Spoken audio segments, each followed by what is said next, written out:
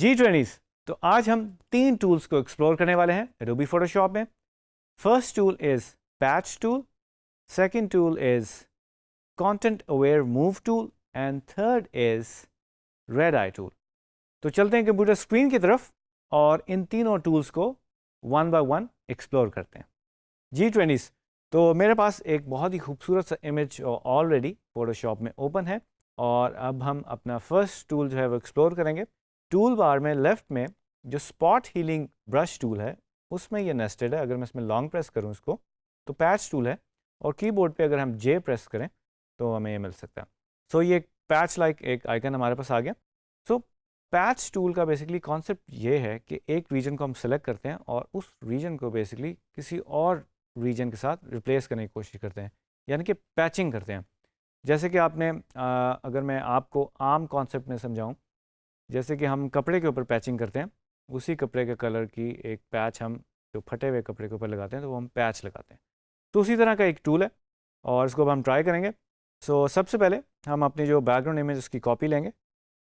आप इसको कंट्रोल जे भी कर सकते हैं और इसको ड्रैग करके प्लस के साइन पे भी रख सकते हैं।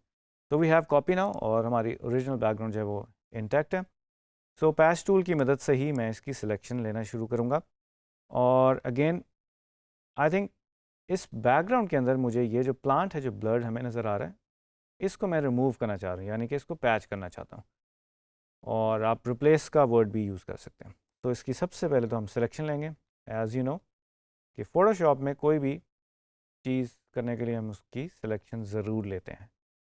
तो मैंने इसको सिलेक्ट कर दिया एंड नाउ अब आप देख रहे हैं जैसे ही मैं इस कर्सर को अपने सिलेक्टेड एरिया में लेके आता हूँ, जो मार्चिंग एंड्स हैं वो हमें नज़र आ रही हैं जो कि सिलेक्टेड एरिया। तो आपको एक ब्लैक कलर का एरो नज़र आ रहा है जो कि हमें मूव करने की इंडिकेशन दे रहा है। सो हम इस पैच को बेसिकली मूव कर रहे हैं। क्लिक करके मैं इसे ड्रैग करूँगा और आप देख सकते हो जो सिलेक्टेड एरिया था हमारा ओरिजिनली, उसके अंदर जहाँ से भी मैं मूव कर रहा हूँ इमेज में, वो एरिया बेसिकली उसके अंदर नज़र आ रहा है। तो इसको अगर मैं छोड़ दूँगा तो ये बर्ड जो है वो उसी पैच में रिप्लेस हो जाएगी। ठीक है, तो कंट्रोल Z करूँगा और now what I want is कि जो बैकग्राउंड की जो ग्रीन की टोन्स हैं वो मैं रिप्लेस करूँ। तो मैं इसको इधर रख लेता हूँ एंड काफ़ी बेहतर तरीके से जो है ये रिमूव हो गई है। हमारे पास ये बस एक ब्रांच रह गई है एंड अगेन हम इसकी दोबारा सिलेक्शन लेंगे और ये एक थोड़ी सी हमें इम्प्योरिटीज़ नज़र आ रही हैं, इसको भी बेसिकली आप अपने रीजन के साथ सेलेक्ट कर सकते हो। And again one more useful thing कि इसमें दो और ऑप्शन हैं। अगर आप पैटर्न यूज़ करना चाहते हैं तो ये भी यूज़ कर सकते हैं और डेस्टिनेशन और टारगेट यूज़ करना चाहते हैं तो वो भी आप यूज़ कर सकते हैं, यानी कि आप अपनी सोर्स और डेस्टिनेशन को स्वैप कर सकते हो। और डिफ्यूजन में आप आएँ तो अगर आप इसकी वैल्यूज़ को चेंज करेंगे तो आपको हो सकता है एजेस के ऊपर कुछ चेंजेस नज़र आएँ और हो सकता है ना नज़र आएँ। तो ये वेरी करता है इमेज टू इमेज। ठीक है जी। तो आप देख रहे हैं डिफ्यूजन कम करने की वजह से हमें थोड़ा सी इसकी आउटलाइन में इस तरह की चीज़ें नज़र आ रही। तो you can always try that according to your needs. अब देख सकते हो बैकग्राउंड में से ये मोस्टली रिमूव हो गया, थोड़े से इधर कुछ पैचेस रह गए, बट आई होप जब आप खुद इसको यूज़ करेंगे तो बड़े प्रिसाइसली करेंगे और ध्यान से करेंगे। अच्छा जी, इसके अंदर एक और जो ऑप्शन हमें मिल जाती है ऊपर सब मेन्यू में, that is content aware. Content aware का बेसिकली कॉन्सेप्ट ये है कि जब हम इस पैच टूल की मदद से जब कंटेंट अवेयर यूज़ करते हैं ऑप्शन, तो जो पास के जो एरियाज़ हैं वो बेसिकली इंटेलिजेंटली उसको पैच करने की कोशिश करता है। लेट्स से कि अगर हम ये ब्रांच की टिप को सिलेक्ट कर लें और तो मैं यहाँ मूव करूँ तो यूल सी जो इसकी जो एज थी बेसिकली वो उसने समहाउ इंटेलिजेंटली उसको रिटेन रखा है और ये basically image to image, region to region जो है वो डिफरेंट हमें इफेक्ट्स देगा। So keep on trying this option also ताकि आपको डिफरेंट रिजल्ट्स अचीव करने में आपकी मदद कर सके। एंड अगेन इसके अंदर हमें स्ट्रक्चर और कलर की भी वैल्यूज़ मिल जाती हैं जो कि आप चेंज करके देख सकते हैं। ओके जी, so moving on to our second tool which is content aware move tool. और मेरे पास ऑलरेडी एक इमेज ओपन है और ये एक सबवे की इमेज है जिसमें एक साइन लगा हुआ है और आपको ये टाइल्स नज़र आ रही हैं खूबसूरत सी।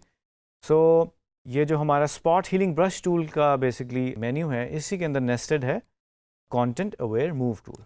तो जे प्रेस करेंगे कीबोर्ड पे तो हमें मिल जाएगा।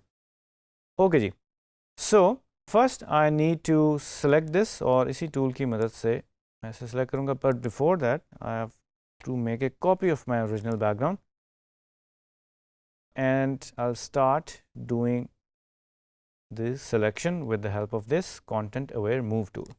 So reason क्या है, मैंने थोड़ा सा बाहर से किया ताकि हम बेसिकली जो इसके एजेस हैं उसको भी थोड़ा सा सेंस करवा सकें, और कंटेंट अवेयर मूव टूल जो है वो इन एजेस को सेंस करेगा क्योंकि हम इसको मूव करना चाहते हैं अपनी पोजीशन से। और इस साइन को अब मैं लेट्स से प्लेस करना चाहता हूँ, मैं इसको थोड़ा सा नीचे लेके आना चाहता हूँ समवेयर हियर। तो आप देख सकते हैं ये खुद ही प्रोग्रेस शुरू हो गई और इस टूल ने यानी कि कंटेंट अवेयर मूव टूल ने बहुत ही इंटेलिजेंटली बेसिकली इसको रिमूव कर दिया। और अब एजेस को हमने थोड़ा सा देखना है, अगर हम इसको प्लेस करते बिल्कुल इस लाइन के मुताबिक तो थोड़ा सा और बेहतर रिजल्ट्स आ सकते थे। अगर हम अब थोड़ा सा एजेस को ऑब्जर्व करें, साइड एजेस को, इसमें हमारे पास दो ऑप्शन हमें ऊपर मिल जाती हैं सब मेन्यू में, स्ट्रक्चर एंड कलर। आप स्ट्रक्चर को अगर थोड़ा सा चेंज करने की कोशिश करें, यानी कि 2 थी और उसकी वैल्यू अगर मैं 6 यानी 5 कर दूं तो देख लें थोड़ा सा टाइम लेता है, डोंट वरी अबाउट दैट। तो आप देख रहे हैं थोड़ी सी चेंजेस आ गई हैं और कलर में थोड़ा सा आपको डिफरेंस भी नज़र आना शुरू हो गया, यानी कि एज पे थोड़ी सी जो आप समझ लें थोड़ा सा एज लाइक जो फील थी वो थोड़ी सी कम हो गई है। सो आई थिंक स्ट्रक्चर को अगर हम कम रखेंगे तो ज़रा थोड़ा सा बेहतर इसके एजेस फील हो रहे हैं। तो ये इमेज टू इमेज वेरी करेगा रिजल्ट्स, तो अगर आप अपने किसी इमेज पे अप्लाई करें तो उस हिसाब से आप इसको कंट्रोल करोगे। तो कलर को भी आप थोड़ा चेंज कर सकते हो, यानी कि 6 था अगर हम इसको 1 पे रख के देखें। So always keep your thing selected, जब तक वो सिलेक्शन होगी तब तक आप इन वैल्यूज़ को यूज़ कर सकेंगे। अगर सिलेक्शन ख़त्म होगी फिर आप इन वैल्यूज़ को चेंज नहीं कर सकते। So keep doing that और achieve your desired results। Control D करूँगा और आप देख सकते हो कि इन फर्स्ट ग्लांस काफ़ी अच्छे रिजल्ट्स हैं। थोड़े से एजेस पे आप स्पॉट हीलिंग ब्रश की मदद से या क्लोन स्टैम्प टूल की मदद से आप चेंजेस कर सकते हैं, क्योंकि ये बहुत ज़्यादा एक्यूरेट टूल नहीं है, हमें फिर भी थोड़ी बहुत चेंजेस करनी पड़ जाती हैं। Okay trainees, moving on to our third tool which is red eye tool, और उसके लिए मेरे पास एक इमेज है। आप देख सकते हो इस इमेज में इस लेडी की आंखों के अंदर एक रेड स्पॉट है, यानी कि दोनों आंखों में रेड स्पॉट्स हैं और ये प्यूपल के अंदर बन जाता है। जब हम रात को तस्वीर खींचते हैं फ्लैश से तो नॉर्मली लाइट रिफ्लेक्ट करती है प्यूपल में से और उसकी वजह से हमें ये रेड स्पॉट्स नज़र आते हैं और कभी कभी हमें वाइट स्पॉट्स भी नज़र आ जाते हैं। अब मैं सेलेक्ट करूँगा स्पॉट हीलिंग ब्रश टूल के अंदर मेरे पास लास्ट में है नेस्टेड रेड आई टूल। ठीक है जी, now with the help of this tool I'll select the eye और इस रीजन को मैं सेलेक्ट करूँगा और आप देख सकते हो जो रेड स्पॉट है वो रिमूव हो गया। और सेकंड आई को भी हम करेंगे और इधर से आप वैल्यूज़ को चेंज भी कर सकते हैं according to your needs. There you go, तो इट्स रिमूव नाउ। तो ये बड़ा इफेक्टिव टूल है और बड़ा क्विक टूल है जिसकी मदद से आप इसको रिमूव कर सकते हैं। जी ट्रेनिस, तो आई होप आपने इन तीनों टूल से कुछ ना कुछ सीखा होगा और आप अपने पास जो है इनको प्रैक्टिस करेंगे और फर्दर इनको एक्सप्लोर करते जाएंगे। तो मिलते हैं नेक्स्ट वीडियो में एक नए टॉपिक के साथ।